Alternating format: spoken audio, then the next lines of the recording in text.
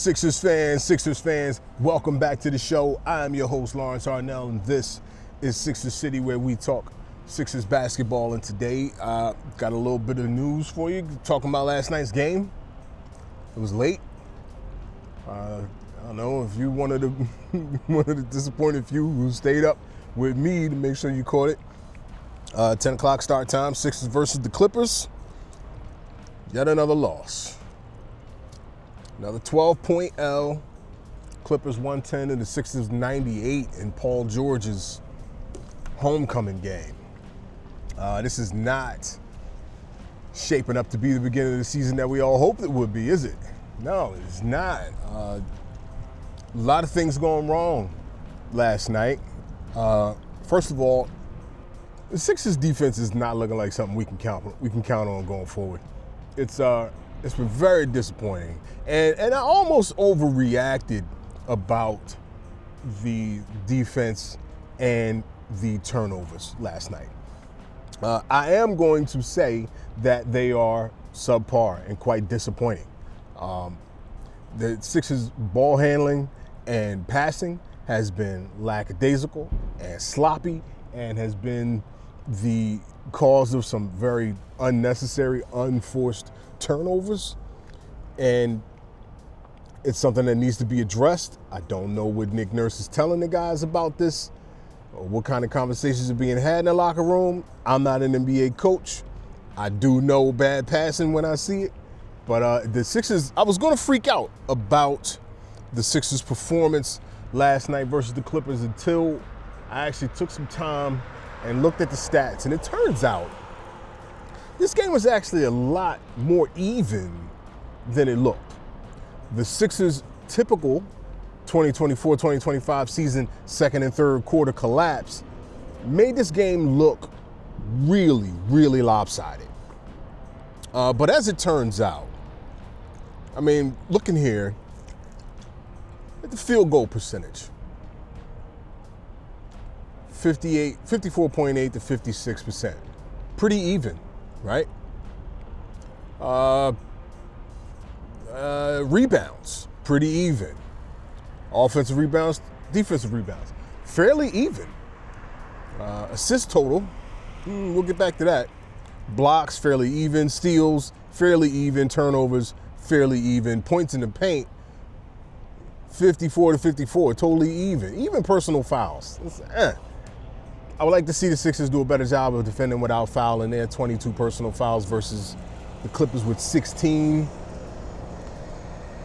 We take a loss. I would say that's significant, okay? 6 additional personal fouls, I would say that's a significant difference. The places I see the Sixers taking a major hit versus these Clippers in this particular game is three-pointers. 7 for 25. 28% to 42%. Absolutely unacceptable. Free throw percentage? The Sixers were 57.9% from the free throw line last night. I have never played organized basketball in my life. And I am fairly certain that I could hit more than 60% of my free throws in an NBA game if they started me tonight. If I came off the bench tonight. And that is where these guys are taking the L. They are fouling too much. When they get fouled, they're not capitalizing. Too many turnovers, and the three-point percentage is absolutely atrocious. That is on a decent game from Paul George. Got the stats in. PG had 18, Kelly Oubre had 18. Caleb Martin, 14 points. I came into last night's game prepared to do this episode of the show talking about how Caleb Martin basically looks like he's been flashy thing by the Men in Black and had all of his basketball skills removed from his memory when he joined the Philadelphia 76ers. He came out last night, gave us 14 points. In a game where you got Tyrese Maxey out there and PG, where Caleb Martin is your fourth option, 14 points isn't absurd. So I'm not totally disappointed with Caleb Martin last night, but throughout the course of the season so far, he has not been as advertised. Andre Drummond is being absolutely outclassed as a starting center. And this is not the route. I don't know if Nick Nurse needs to be trying to find a way to get a Dembona involved for some defensive purposes, but Andre Drummond is being outclassed. He's playing way too many minutes for himself. Guy's bringing up 9 points. He had 10 boards last night, I think. Where's he at? Yeah, 10 rebounds. I don't know about Andre Drummond with 10 rebounds and 9 points. Trying to run Gershon Yabusele at the center as his backup is it's okay, but Gershon Yabusele really needs to be playing more to 4. He's been made aware that he's going to be playing more to 4. I can't wait to see that, because what I'm seeing right now is not working. And obviously I'm burying the lead because Tyrese Maxey did not finish last night's game. He went out with a hamstring pull, and this is something that I addressed a few videos ago.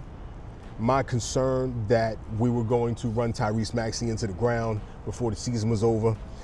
I was not suggesting that we would run him into the ground before we even got Joel Embiid back, but here it is. It only took 6 games for him to go down and get up and come down the court with a hamstring pull.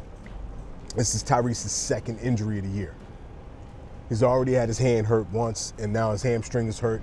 We're 6 games in, and and we're back down to 1 star who's still shaking off rust. Yeah, not great, guys. Not looking great. Trying to remain positive. I hope you guys are as well. I had a whole highlight reel I clipped about, the Sixers with showing Andre Drummond getting abused by Zubats and some of the lazy passing and stuff that the team was. I don't want to look at it, and I'm not going to post it. I'm not putting it in this. I'm not putting the clip in because I don't want to see it. What I want to see is Joel Embiid do his suspension, come back. I want to see Tyrese Maxey rest a little bit and get that hamstring together. I want to see these 3 horsemen come together. The 3 musketeers get it together and get back out on the court and actually start looking like a basketball team, man. I don't know, but do me a favor, guys. If you like the content, hit the buttons down below. Let me know. Give me, shoot me, hit me up in the comments. This is sad, man. I don't get sad often, bro. This is disappointing, but we keep pushing. Do yourself a favor, get close to God, and whatever you do good first. All right? Peace.